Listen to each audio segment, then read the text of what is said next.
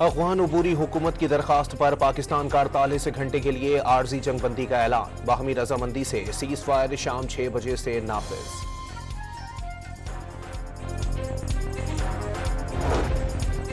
पाक फौज का अफगान तालिबान, फितरतुल हिंदुस्तान और फितरतुल ख्वारिज को एक बार फिर सबक आमूज जवाब। इस्पन बोल्डक, कुर्रम नोशकी और जोब चमन सेक्टर में हमले पसपा। 100 से जायद हमलावर अफगान तालिबान और ख्वारिज दहशतगर्द मारे गए।